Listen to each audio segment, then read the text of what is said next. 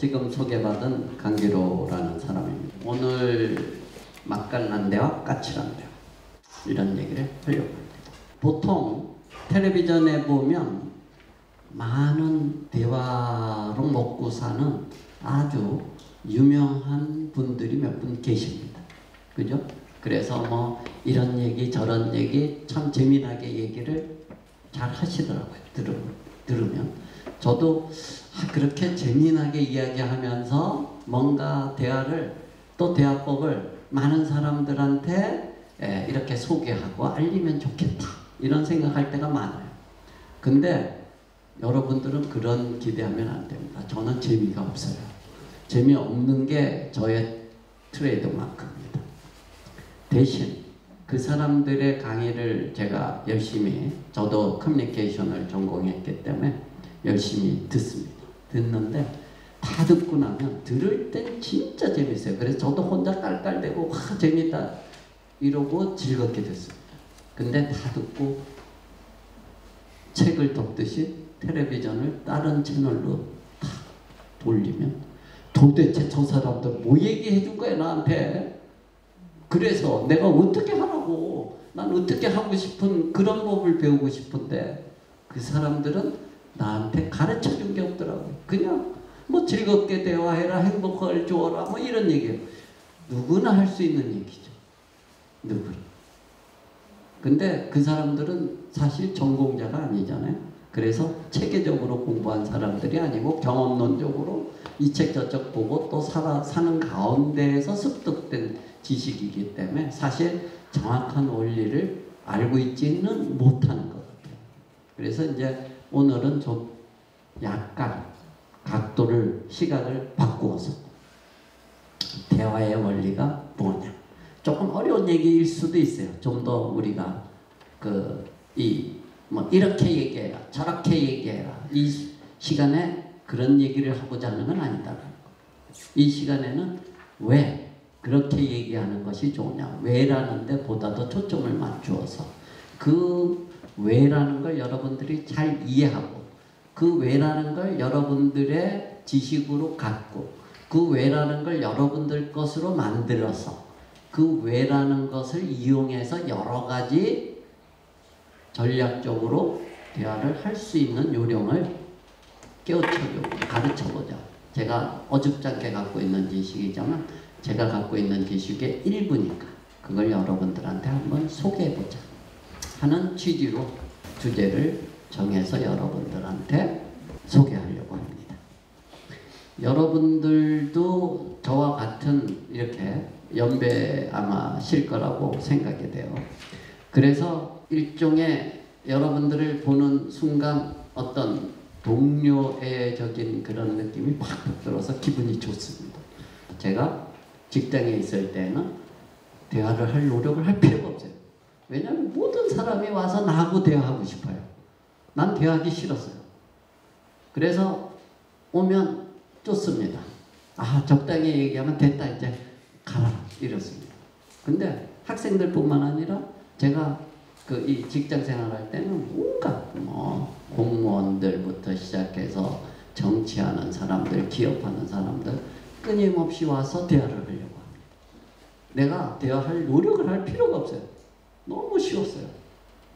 고민할 필요도 없습니다. 또 어떤 얘기를 해도 다 용서가 됐습니다. 근데 퇴직하고 나서 하나씩 깨달아가고 있습니다.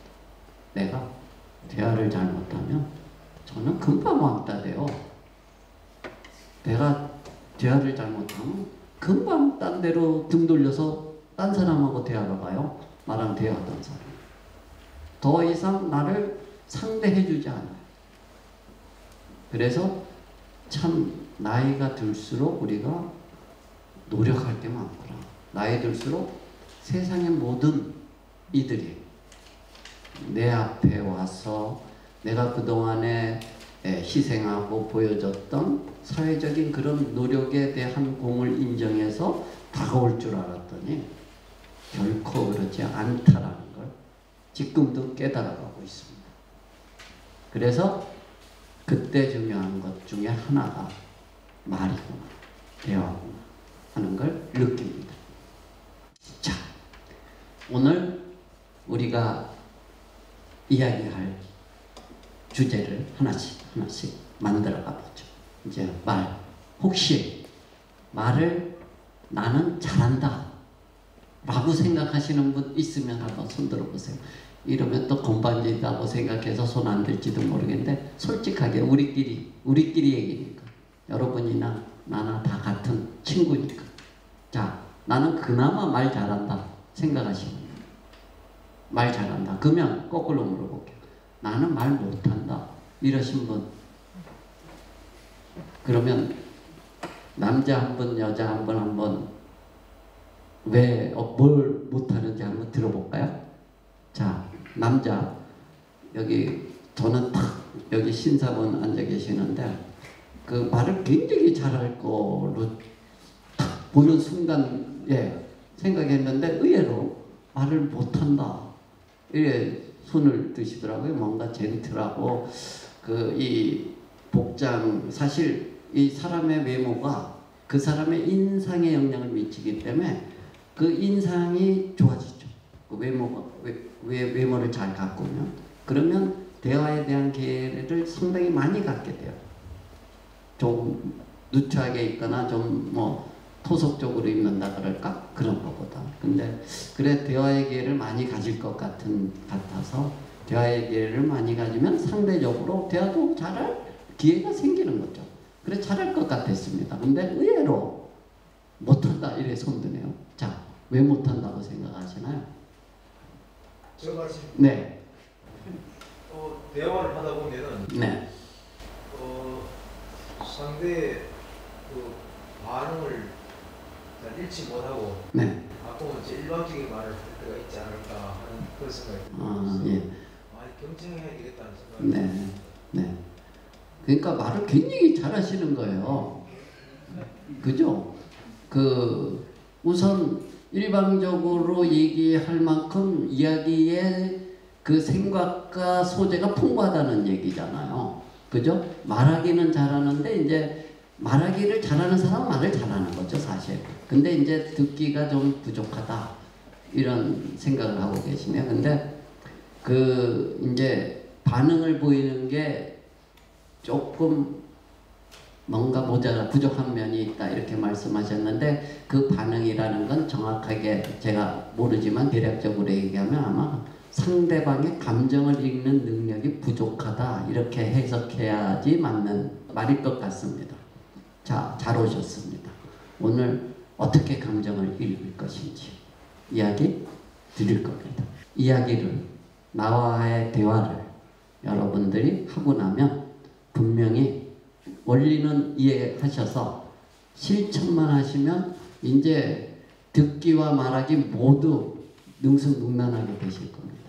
자, 기대를 해도 좋습니다. 이제 여자분 한번 자, 아까 손 들었던 분.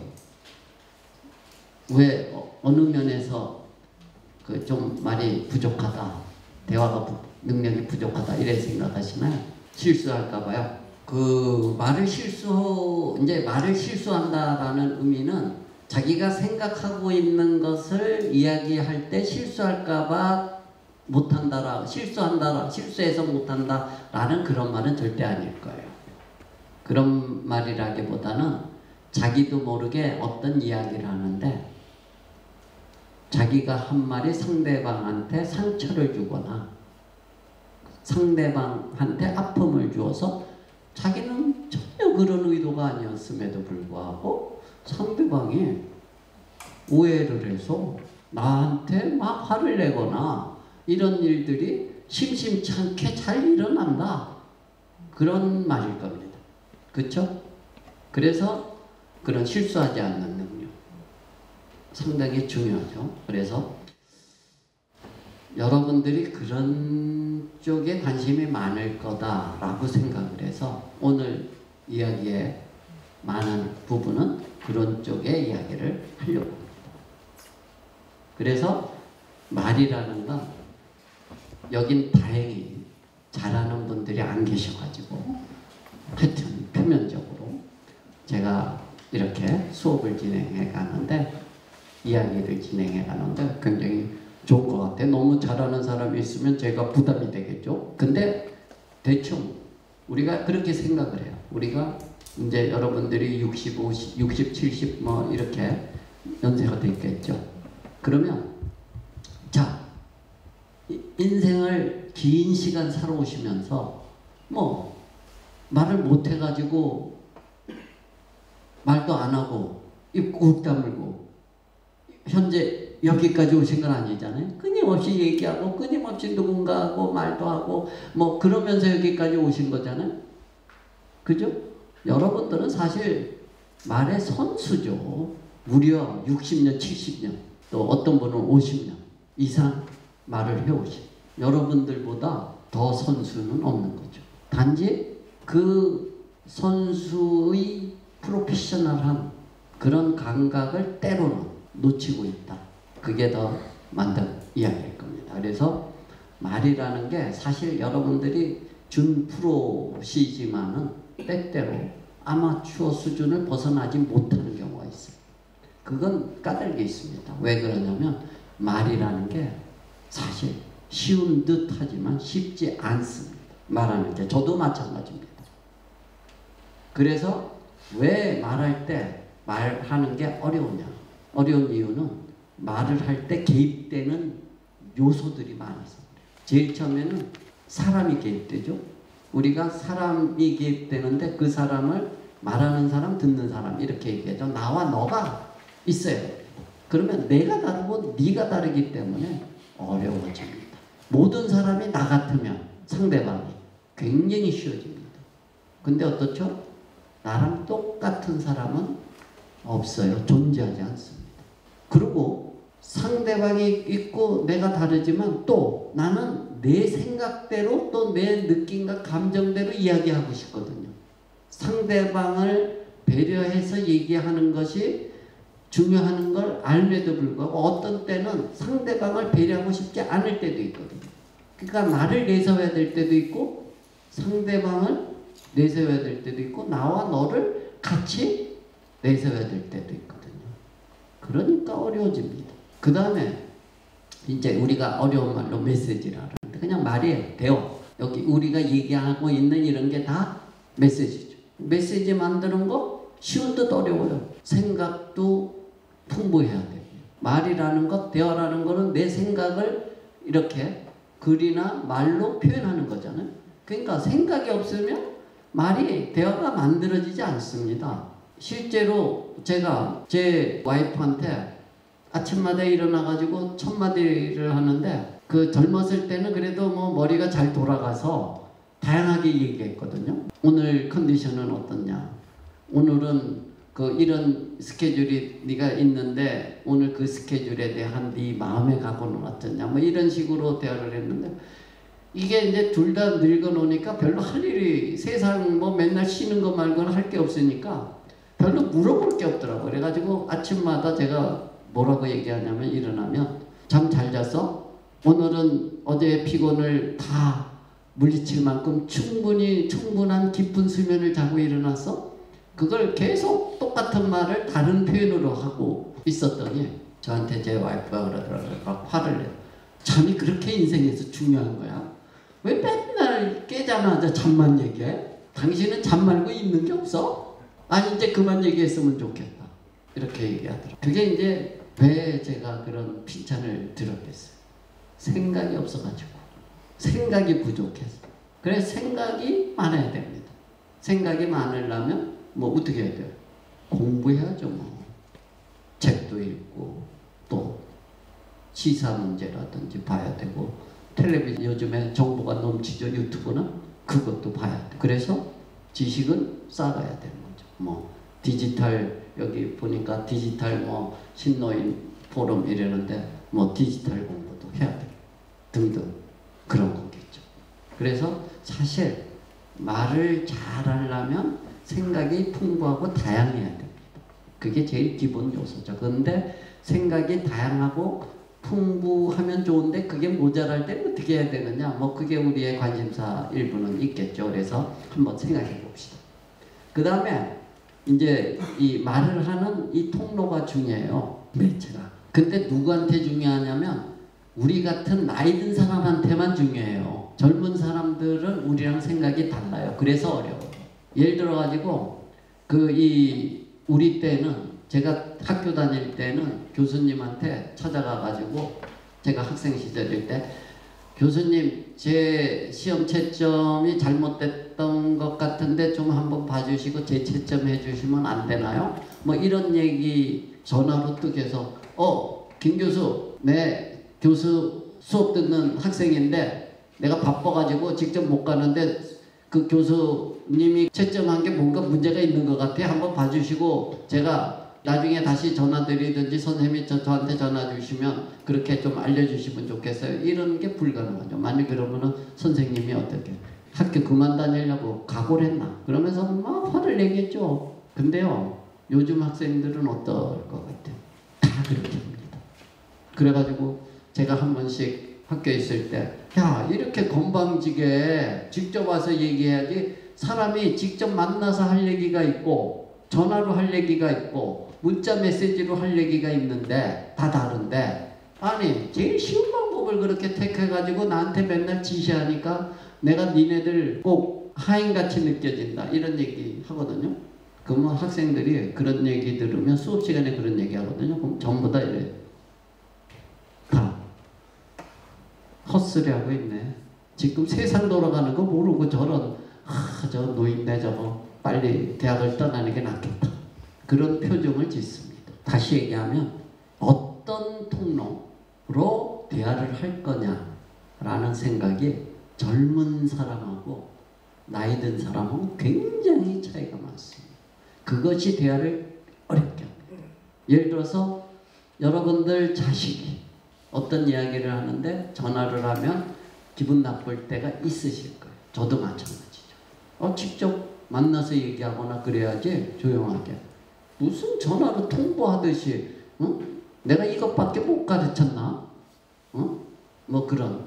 이 부모를 도대체 어떻게 생각하는 거야? 그런 생각 하실 겁니다. 근데 젊은 사람들은 다른 거죠. 인식이.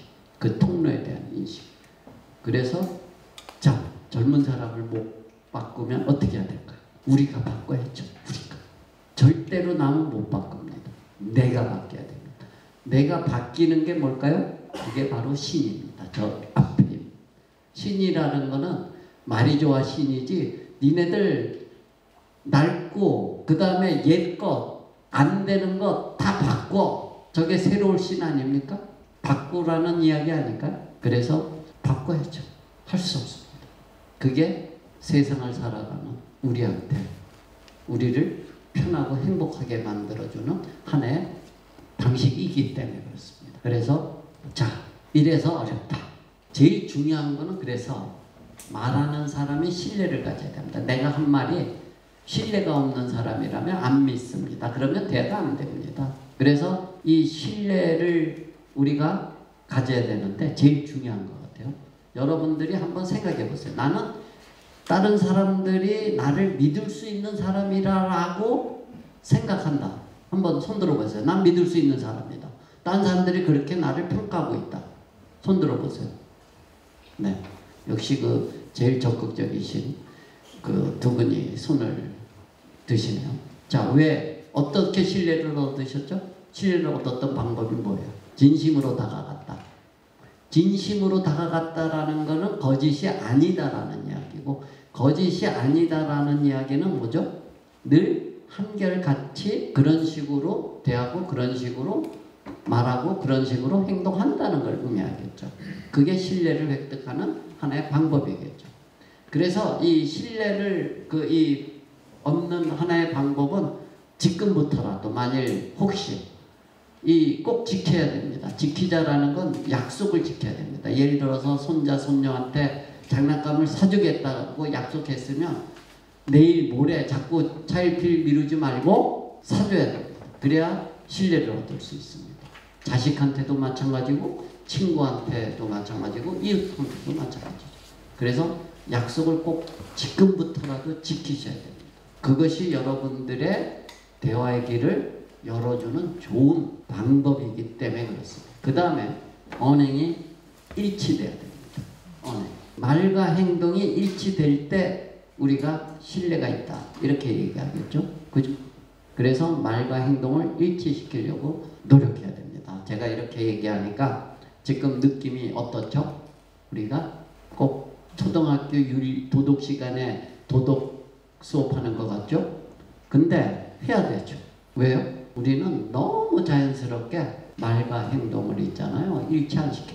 해줄게 하고 안 하고, 알았다 하고 안 하고. 그러면 상대방도 어떻죠? 해주겠다 그러고 안 하고, 알았다 그러고 안 해줍니다. 그래서 스스로 노력을 해야 스스로 얻을 수 있습니다. 그 다음에 한결같이 어떤 상황에서든지 자기가 똑같이, 지금 괜히 다른 사람한테 인심을 얻기 위해서 이렇게 얘기합니다. 나는 사람들 만나면은 나보다 조금 경제적으로 어려운 사람한테는 팍팍 쓰는 스타일이야. 이렇게 얘기해놓고 그날은 잘 썼는데 다음부터 만나면은 그저 음식점에 가면 구두 천천히 신고 제 친구 중에도 그런 친구가 있는데 꼭 사주겠다 그래서 가면은 지갑 안 갖고 왔다 이러고 맨날 지갑 안 갖고 오는 친구도 있고 이렇습니다. 그래 그 친구가 밥 사준다 그러면 이제는 뭐라고 제가 얘기하냐면, 자 주머니에 지갑 있나 한번 확인해봐. 지갑 있으면 가고 없으면 가지 말자. 이렇게 얘기합니다. 신뢰가 없는 거죠. 사준다 그래도 안 믿는 거죠. 한결같지 않기 때문에 그렇습니다. 그래서 어떤 행위를 하면 늘 일관성 있게 일치되는 행동을 해야 그때 신뢰를 얻을 수 있습니다. 이 신뢰를 얻는 거는 여러분들 주변 사람들, 여러분들 자식, 여러분들 손자, 손녀 누구에게나 굉장히 중요한 문제예요. 이러면 말 못해도 어떨 것 같아요? 말을 잘한다라는 거는 말을 유창하게 잘할 필요 없어요. 그죠? 아마 여러분들 한번 떠올려 보세요. 여러분들 친한 친구 있죠? 친한 친구 한번 떠올려 보세요. 그 친한 친구는 얼마나 말을 잘하나요? 말 잘합니까? 내 친한 친구는 말 진짜 잘한다. 손 들어보세요. 지금 말을 잘하는 걸로 평가하는 거죠. 말을 실제로 우리가 객관적으로 볼 때 잘하는 건 아니죠. 그죠? 근데 친구들이 말을 잘한다. 그러니까 제가 하고 싶은 말은 말을 잘한다라는 거는 사람마다 기준이 다르다라는 거. 말을 유창하고 화려하고 그냥 청산유수같이 술술술술하는 것이 잘하는 건 아니라는 거예요. 어떤 친구는 어때요? 굉장히 어눌하고 뭔가 머뭇머뭇거리고 얘기도 하면 막 좀 지겹게 천천히 얘기하는데도 그 친구 참 말 잘하지. 이렇게 우리가 얘기하기도 합니다. 그 이유는 그 친구가 굉장히 인간적이기 때문에 그렇습니다. 인간적이라는 거는 뭘까요? 신뢰도 있고 또 사람에 대한 연민도 있고 또 사람에 대한 감정도 잘 받아들이고 이런 친구죠. 아까 그 단도직입적으로 얘기한다 해서 명쾌하게 얘기하는데 친구들이 잘 받아들인다라는 거는 이제 그러면 말 잘하는 건가 보다 이렇게 생각해가지고 있잖아요. 자기 친구 만나가지고 내가 있잖아, 너랑 만난 지 벌써 30년은 됐는데 그동안 해주고 싶었는데 못 해줬는데 내가 노인 포럼에 가서 수업 들으니까 그 말 잘한다는 것 중에 하나가 명쾌하게 아주 적나라하고 직접적으로 얘기하는 게 말 잘하고 멋진 친구라 그러더라.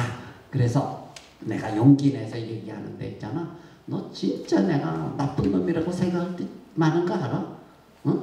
그러면서 그걸 줄줄이 깨차면 그 친구하고는 그날부로 이별입니다. 명쾌하고 단도직입적으로 얘기하면 안 됩니다. 절대로. 그 친구가 지금 선생님이 이렇게 얘기한 건 전 잘 몰라요. 그 친구를. 그렇지만 그 친구가 그렇게 얘기해도 될 만큼 친구들한테 시간과 노력과 여러 가지 땀을 많이 투자했기 때문에 가능한 겁니다. 그런 투자가 없었으면 절대로 안 받아들입니다.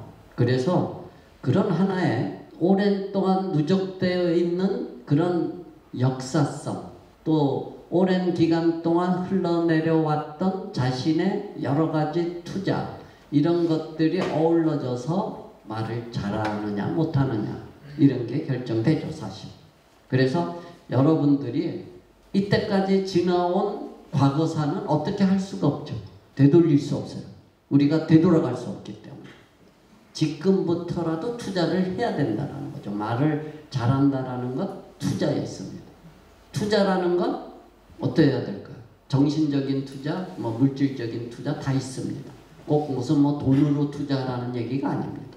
정신적으로 투자입니다. 예를 들면 뭐 그 친구가 아픔에 있을 때 가서 위로를 해주는 것도 투자일 거고, 그 친구가 어려움에 있을 때 밥 사주는 것도 투자일 거고, 그렇습니다. 그래서 그런 투자를 해야 됩니다. 여러분들의 시간이나 또는 뭐 여유가 있으신 분은 금전적인 투자도 가능하고, 또 그 친구의 마음을 어루만져 줄 수 있는 정신적 투자도 중요하고, 그래서 지금부터 투자를 하셔야 됩니다. 투자를 하면 말 못해도 있잖아요.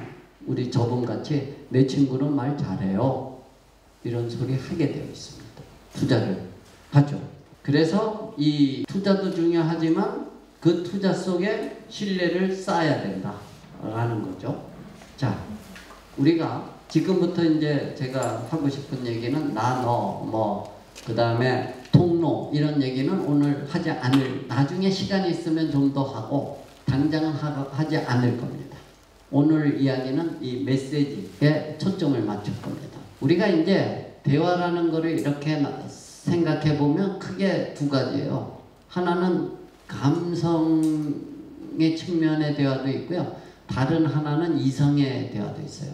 그래서 이 메시지라는 대화의 측면에서 보면 감성과 이성이 이렇게 혼재되어 있어요.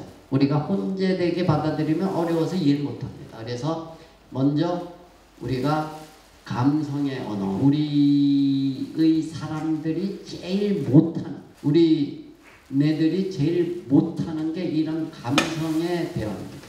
그래서 오늘은 감성의 대화 얘기를 먼저 하려고 합니다. 굉장히 쉬운 듯 어렵고 어려운 듯 쉽습니다. 자, 제일 처음에 감성의 대화를 잘 하려면 뭘 해야 될까요? 감정을 알아야 돼요. 감정을 모르는데 대화를 잘할 수는 없죠. 절대로. 그래서 알아야 됩니다. 그래서 자, 뭘 많이 해야 되냐면 감정 표현의 언어를 많이 배워야 됩니다. 여러분들 뭐 난 다 알는데 이렇게 저도 잘 몰라요.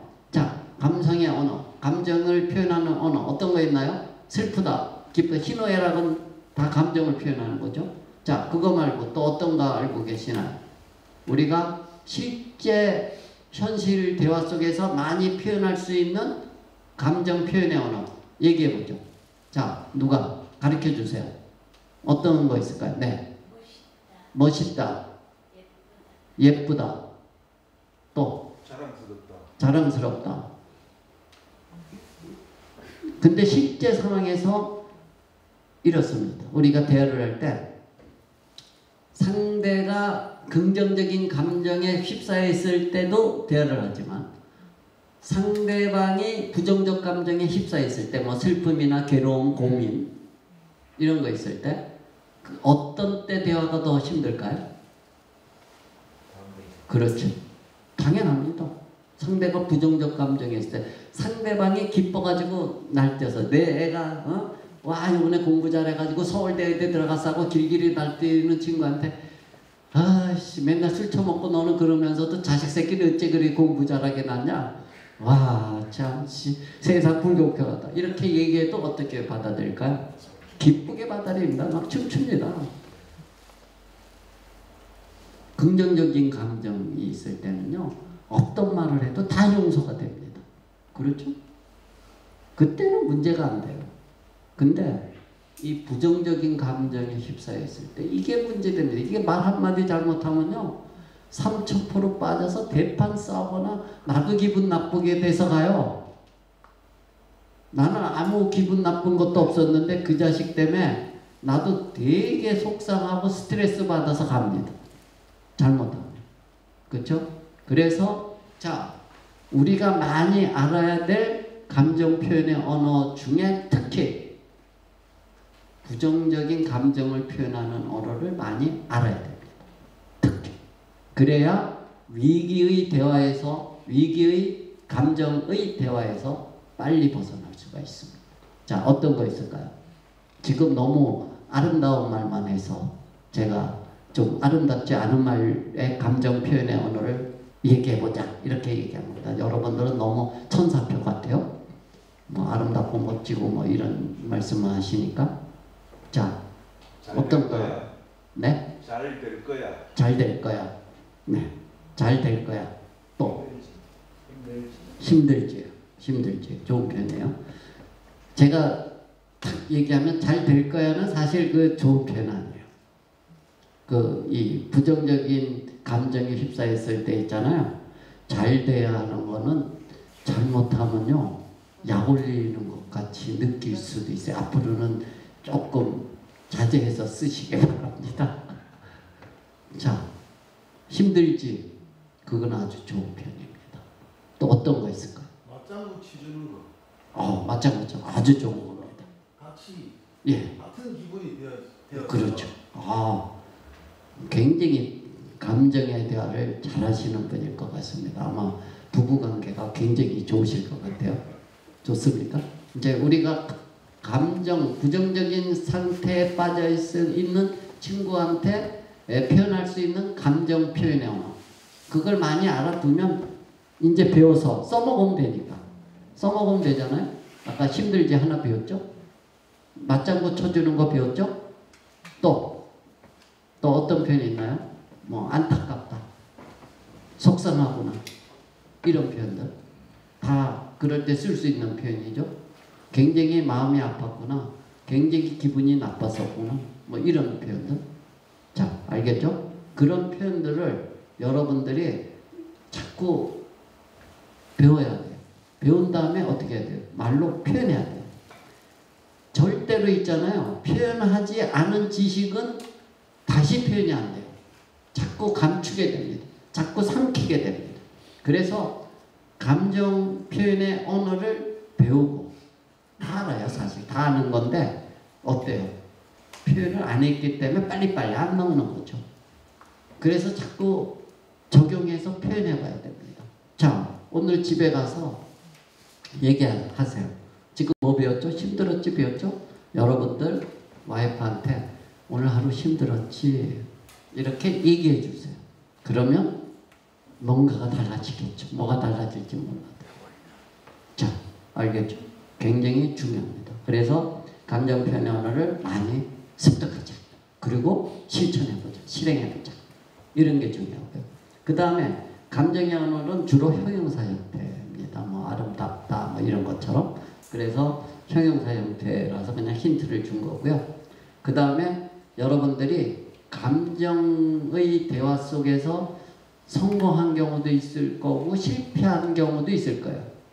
있죠 다. 뭐 이렇게 인생 오래 사셨으니 없다 그러면 거짓말이죠. 실패와 성공 간단하게 한번 들어볼까요? 실패한 사례. 아마 실패한 사례는 굉장히 많을 거예요. 여러분들 부부싸움 할 때 100% 실패입니다. 부부싸움 안 해본 사람, 장가 시집 안 가신 분 빼고 다 해봤죠? 그게 전형적인 실패의 사례죠. 왜 실패했죠? 감정의 대화를 잘 못했기 때문에. 여러분들 부부싸움이 어떻게 진행되는지 모르지만 보통 어떤 특정한 문제 갖고 출발했다가 끝날 때는 말을 왜 곧다이로밖에 못해 이렇게 끝납니다. 실제로 싸움의 원인인 그 중요 문제는 다 도망가고 그건 내 얘기가 네 얘기고 네 얘기가 내 얘기야. 그건 같은 거야. 근데 네가 그딴 식으로 얘기하니까는 화 안 낼 사람이 어디 있어? 이러면서 싸움이 시작되고 싸움이 마무리되죠. 그건 감정 표현을 대단히 잘못하고 실패했다는 얘기죠. 만일 그것만 잘하면 절대로 싸우지 않습니다. 싸울 이유도 없습니다. 성공과 실패의 경험 여러분들이 다 있을 거예요. 지금 내가 성공하고 실패할 가능성이 어느 정도 있느냐 알아볼 수 있는 테스팅이 있어요. 테스팅이 있는데 한번 해볼까요? 간단하게. 자, 여러분들 펜과 종이 다 있죠? 그러면 이건 간단해요. 그냥 여러분들이 지금 쓰면 됩니다. 빈종이에 자 내가 그 요구사항대로 쓰면 돼요. 지금 10초 동안 여러분들하고 가장 친한 사람 떠올려 보세요. 여러분들의 가장 친한 사람 누가 돼도 관계없습니다. 지금 인생사에서 이 사람하고 나하고 가장 친했다 하는 사람 이름을 이니셜만 쓰세요. 그리고 그 친구를 한번 쭉 생각해보세요. 그 친구가 갖고 있는 특징이라든지 성격이라든지 태도라든지 뭐 이런 거 한번 쭉 떠올려 보세요. 지금부터 뭘 하냐면 그 친구의 특징, 태도, 성격 이런 걸 한번 잠깐 써보세요. 그 친구에 대한 여러분의 생각이 어떤 건가. 이제 그걸 가지고 이제 평가하는 방법을 제가 알려드리겠습니다. 혹시 실제 사례가 있는 게 좋으니까 그 지금 누가 자기 그 친한 친구 묘사한 걸 뭐 용기 내서 여기서 얘기해 주실 분 한 분 필요합니다. 네. 이 친구의 특징을 네. 제가 이제 그 단어를 써봤는데요. 네. 이 친구는 상당히 노력형입니다. 노력형. 자, 됐습니다. 이제 그 지금 노력형이다. 이렇게 그 친구에 대해서 그렇게 평가한 거죠, 지금. 그러면 노력형이라는 게 1점입니다. 예. 그 다음에 정직하면서 단호하고 정직한 게 1점, 단호한 게 또 1점이어서 3점입니다. 지금 현재까지. 그러면서도 예의 바르고 4점.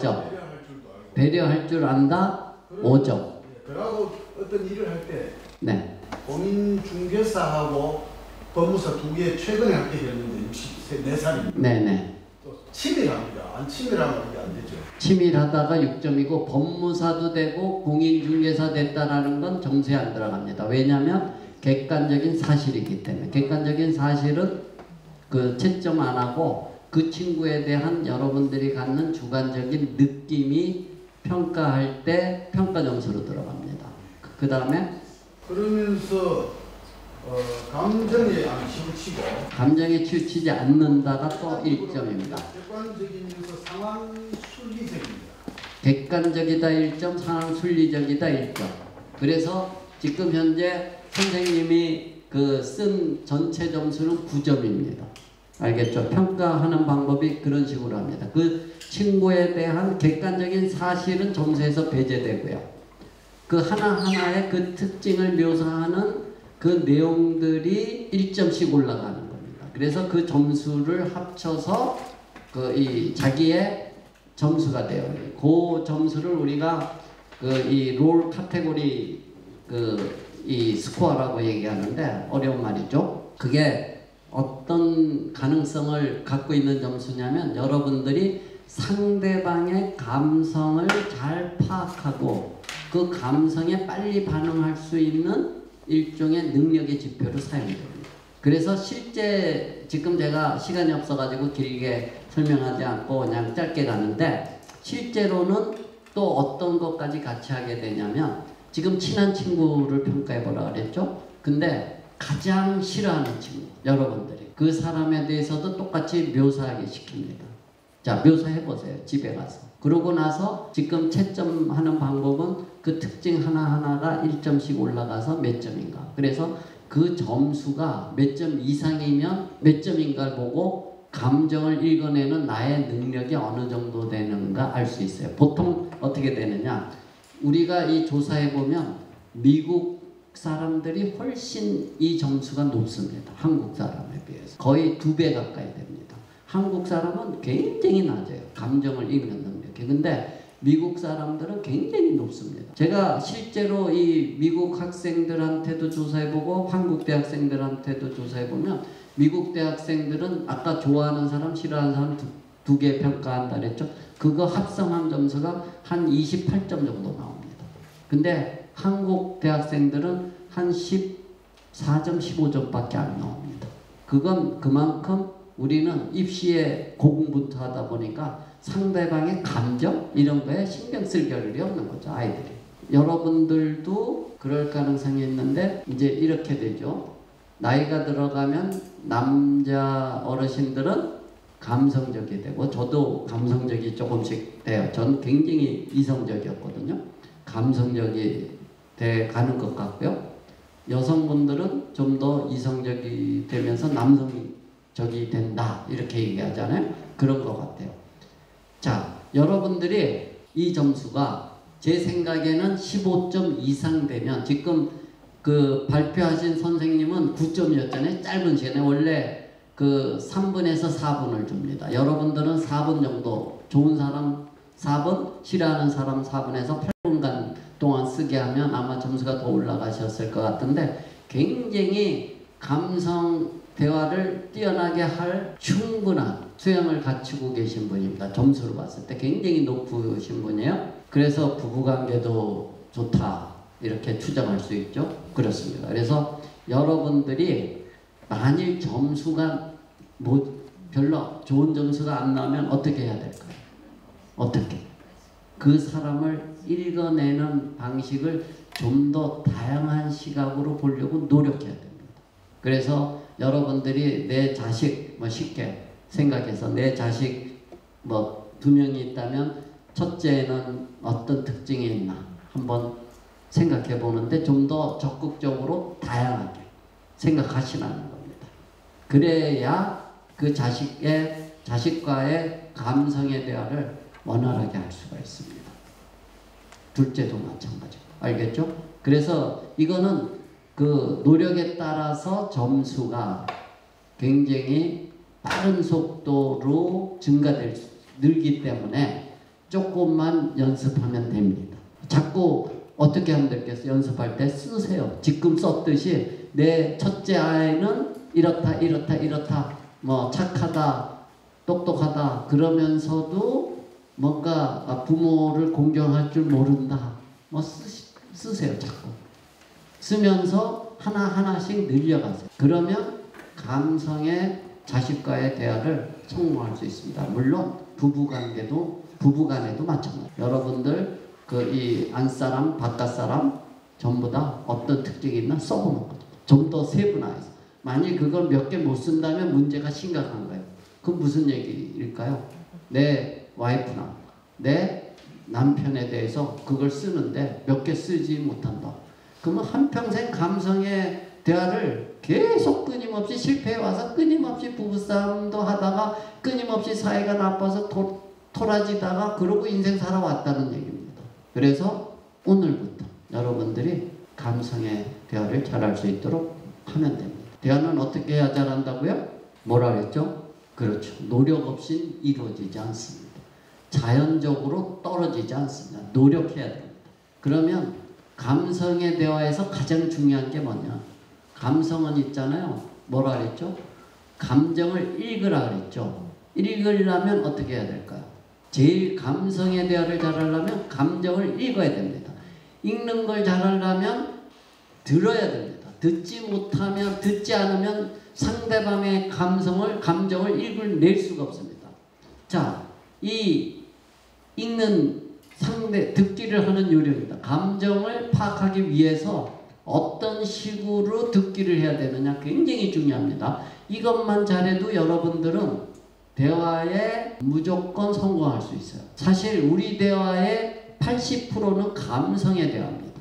여러분들 지금 다 대부분 퇴직했죠? 직장생활 하시는 분은 직장에서 이성적인 대화를 하시겠지만, 퇴직한 나 같은 사람은 거의 하루 종일 감성의 대화를 합니다.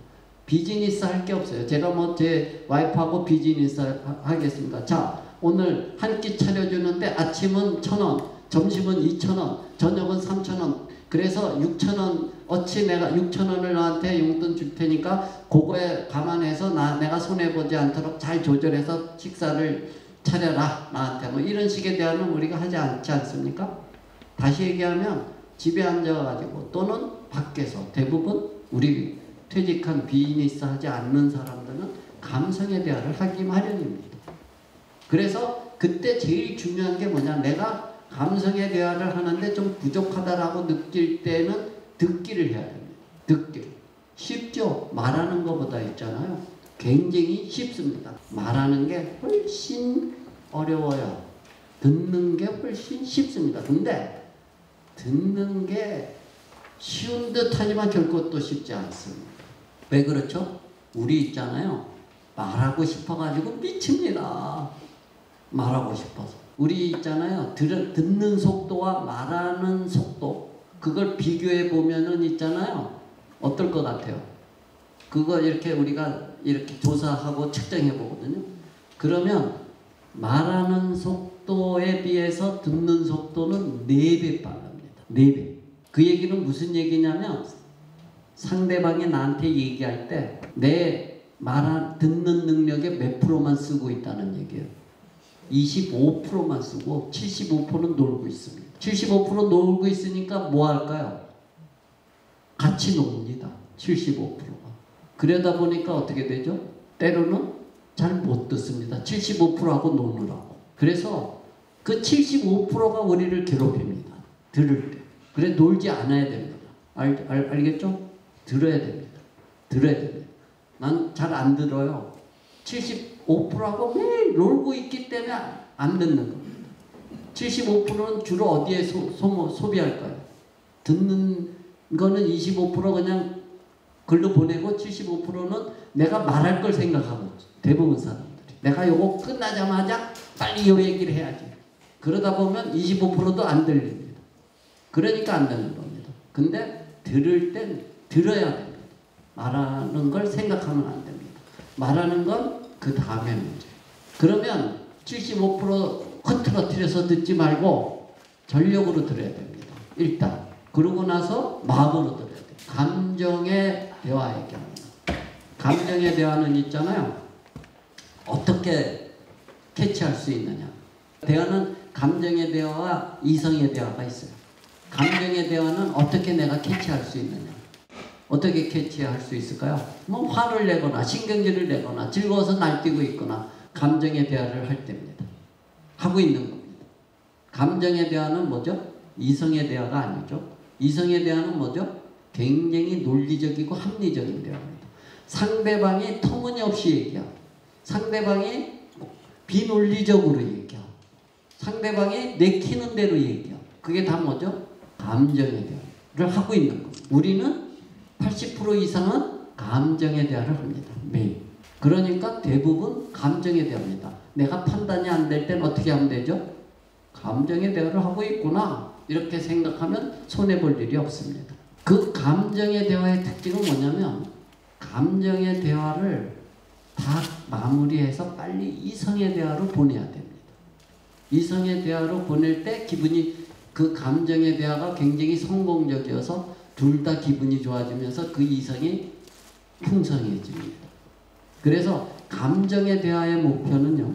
감정의 대화 목표로 끝내는 게 아니고요. 감정의 대화를 다시 이성의 대화로 전환하는 게 목표입니다. 그래서 이성의 대화, 감정의 대화를 다 하다가 잘 나가다가 와이프하고 이성의 대화를 딱 합니다. 그러면 와이프가 성공적인 경우에는 이렇게 얘기하겠죠. 오늘 뭐 먹고 싶어? 내가 해달라는 거 다 해줄게. 이렇게 얘기하겠죠. 실패하는 경우는 네 알아서 먹어라. 먹든 말든 나는 이제 신경 안 쓴다. 이렇게 얘기하겠죠. 그게 성공과 실패의 차이겠죠. 그래서 이성으로 돌아오는 순간 끝나는 겁니다. 그러면 어떻게 성공으로 만들느냐? 성공으로 만드는 지름길이 뭐냐? 자, 여기에 해법이 있습니다. 아주 쉬워요. 어떻게 들으라고요? 말없이 들어야 됩니다. 지금 상대방이 감성의 대화를 하고 있는데 거기에 말을 집어넣는 그 순간부터 실패하기 시작하는 겁니다. 말하면 안 됩니다. 들어야 됩니다. 아주 쉬워요. 어떻게 하라고요? 말하지 말자. 듣기만 하자. 듣는데 이렇게 들으면 안 되죠. 지금 얘기하고 있는데 아니면 텔레비전에서는 텔레비전 이런 식으로 열심히 딴 점 피우면 안 되죠. 어떻게 들으라 그랬죠? 열심히 듣는 척은 해야 된다. 그렇게 얘기했죠? 눈을 뚫어지게 쳐다보든 상대방을 바라보든 열심히 듣는 척. 그런 인상을 줘야 됩니다. 일단. 그래서 말없이 들어요. 말없이 들으면 지겹거든요. 그래서 한 번씩 어떻게 해야 되냐면 말을 하는데 맞장구를 쳐야 됩니다. 아까 얘기했죠? 맞장구 쳐준다. 이렇게. 맞장구 치며 들어야 됩니다. 한 번씩. 뭐 하다못해 알았어. 그렇구나. 그랬어? 뜨문뜨문. 말없이 듣다가 뜨문뜨문. 맞장구를 쳐. 근데 이 맞장구에도 단계가 있어요. 단계가.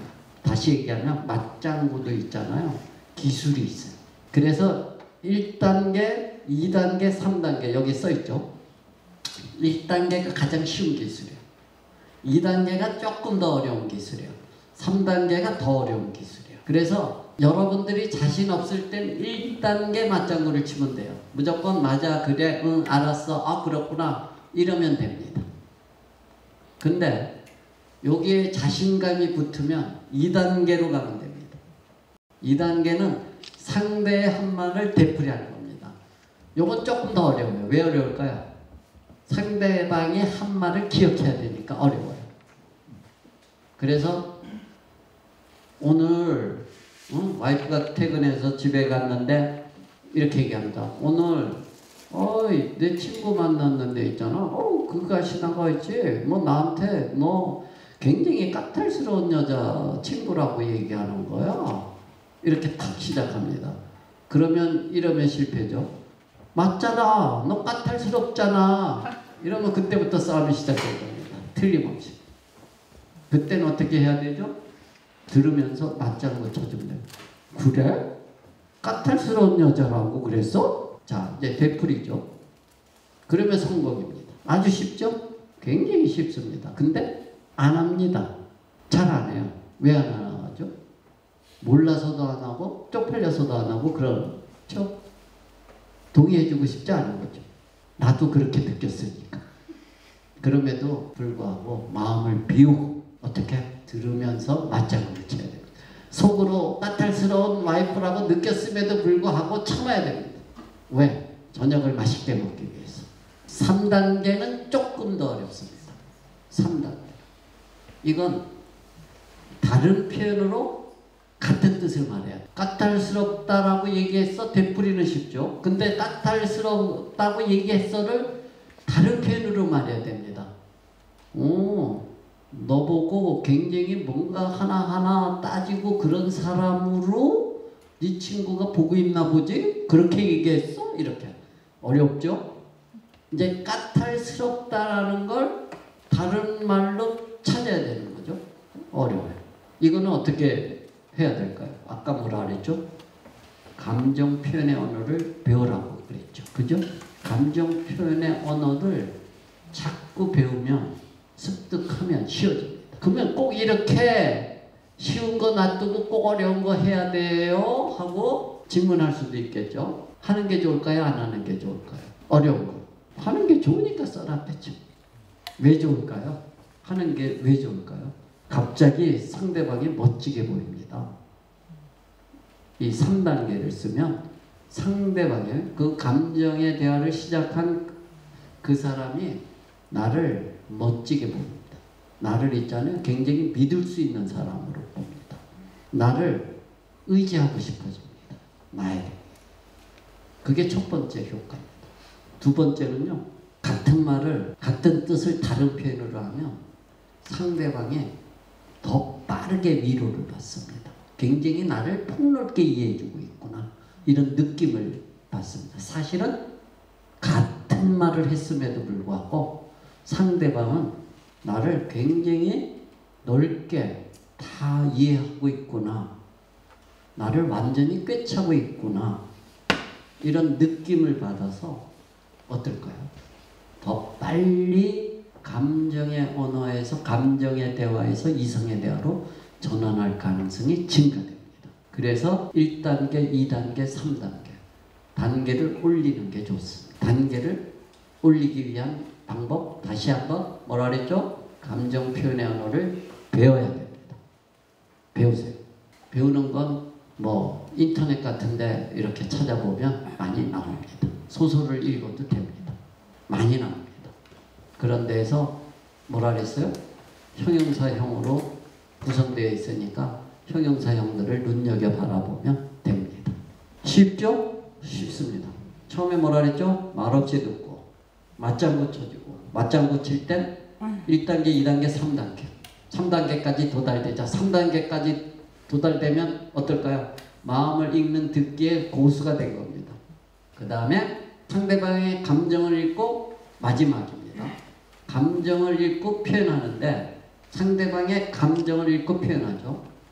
요거는 이제 깐깐하다 그랬어 이렇게 얘기했는데 상대방의 감정은 그 얘기를 듣고 굉장히 이 친한 친구한테 들어서 화도 나면서 슬프기도 하고 안타깝기도 하고 속도 상하고 이런 느낌이겠구나 라고 생각이 되면 마지막 단계에서는 상대방의 감정을 표현해 주는 거예요. 어우 믿는 도끼에 발등 찍힌다고 어우 그래가지고 네가 되게 배신감도 느끼고 속상했구나 이런 식으로. 근데 조심해야 돼요. 어떤 조심해야 될까요? 상대방의 감정을 읽고 표현한다 그랬죠. 이게 상대방의 감정을 잘못 읽고 잘못 표현해버리면 또 이게 악화될 수 있습니다. 자, 그래서 여러분들이 확실하기 전까지는 섣불리 얘기하면 안 됩니다. 그냥 일반론적인 감정 표현이 좋아요. 잘 모르겠다 그러면 그래서 속상했구나 그래서 화났구나 뭐 이런 정도에서 머물러야 됩니다. 너무 구체적으로 얘기하면 안 됩니다. 그게 여러분들이 자신감이 있을 때 구체적으로 얘기해야 됩니다. 알겠죠? 자꾸 싸워보거나 감정의 대화를 해보거나 여러분들이 연습해보고 실습해보면 실력이 늡니다. 이것도. 그래서 잘 캐치를 해서 표현해 갈 수가 있어요. 그래서 여러분들이 상대방을 읽고 감정이 이랬구나라는 걸 느껴서 얘기할 정도의 단계가 되면 감정의 대화에는 상당한 수준에 내가 이르렀다. 이렇게 스스로 생각해도 됩니다. 그러고 나서는 여기서 머물러야 됩니다. 속상하거나 뭐 상대방이 그 감정의 대화를 할 때 뭔가 나한테 해법을 요구하나 보다 이렇게 생각해가지고 있잖아요. 해법을 얘기하는 사람이 있을까요? 뭐 아까 뭐라 그랬어요? 잘 될 거야 이런 거. 그거 해법이죠. 그 해법 얘기하면 안 됩니다. 감정의 대화에서는 해법을 요구하는 게 아닙니다. 뭘 원할까요? 감정을 알아주길 원하는 겁니다. 그래서 감정의 대화를 하는 거죠. 감정을 알아주고 나를 알아줘. 내 감정은 이래. 너까지 내 감정을 상하게 하지 말고 이걸 이해해주면 좋겠어. 이거에 대한 뭐죠? 굉장한 호소하는 거거든요. 그런데 거기에 대고 그래? 널 깐깐한 여자라 그래? 그러면 앞으로 좀 더 사람이 후덕해지고 해봐. 그러면 괜찮을 거야. 이런 건 해법이죠. 그러면 이건 조지는 거다. 절대로 그러면 안 됩니다. 그냥 해법은 절대 제시하면 안 됩니다. 이 남자들은 대부분 이성적이고 MBTI 같은 거 여러분 그 재미삼아 해봤을 텐데 그 대부분 J, 저지먼트에 해당되는 사람이 많고 그럴 겁니다. 그러면은 그런 사람의 경우에는 감정에 대한 듣기 이 절차는 싹둑 무시하고 있잖아요. 처음부터 어디로 가냐면 내가 해결책을 제시하고 싶어 미칩니다. 그것이 대부분 감정의 대화의 경우에 등을 돌리는 이유입니다. 그러니까 어떻게 하죠? 절대로 해법을 제시하지 말자. 그러면 언제 끝나느냐? 언제 이 감정의 대화를 그러면 마무리 지어야 되느냐? 마무리되는 힌트가 있습니다. 그게 뭐냐면 말을 꺼낸 상대방이 스스로 해결 방안을 제시하는 때가 있습니다. 제시합니다. 스스로. 아이고 내가 그래도 어떡하겠어. 친구인데 하나밖에 없는 친구인데 그냥 계속 만나면서 내가 다른 나의 모습을 보여주려고 노력해야지 뭐. 이런 식으로 본인 입으로 스스로 제안하게 됩니다. 스스로 해결책을 얘기하게 됩니다. 그때가 이제 이성의 대화로 진입하기 시작하는 시점입니다. 그땐 이성의 대화로 돌아갑니다. 자, 됐죠? 그래서 아주 쉬워요. 제일 필요로 하는 게 뭐죠? 감정 듣기에 감정의 대화에서 제일 필요로 하는 건 뭐니 해도 인내입니다. 인내. 참는 겁니다. 들으려면 뭐라 그랬어요? 힘들다. 힘들다 그랬죠? 들으면서 맞장구 쳐주는 건 더 힘들지도 몰라요. 나 지금 딴 얘기하고 싶었는데 심지어 나를 속이고 맞장구까지 쳐야 돼? 힘듭니다. 힘들어요. 그렇지만 어때요? 성공적인 감성의 대화를 하기 위해선 해야 되죠. 노력해야 되죠. 특히 여러분들 같이 이제 퇴직하고 시간 많고 이런 또 많은 대화의 친구를 필요로 하는, 그리고 새로운 세상에 진입돼서 어떻죠? 세대차, 생각의 차이, 디지털 세대하고 아날로그 세대하고의 그런 여러 가지 격차, 이런 속에서 살고 있는 우리 같은 사람들에게는 더욱더 필요한 기술입니다. 감정의 대화를 자꾸 통해서 우리가 다가가고 그 사람을 이해하는 척하고 그 사람은 이해받는 것이라고 착각하고, 그래서 결국 두 사람 간의 앞으로의 소통에 어떨까? 빛을 발휘하게 되겠죠. 빛나는 소통이 이루어질 수 있는 토대를 마련할 수 있겠죠. 그래서 여러분들에게 또 우리에게 굉장히 중요한 요령입니다. 자, 알겠죠? 그래서 오늘 지금 시간이 계략적으로 다 돼서 또 새로운 주제로 들어가기보다는 여기까지 오늘 마무리하겠습니다. 감정의 대화를 잘하자 하는 여기까지, 오늘은 여기까지 하겠습니다. 이렇게 즐거이 열심히 들어주셔서 고맙습니다.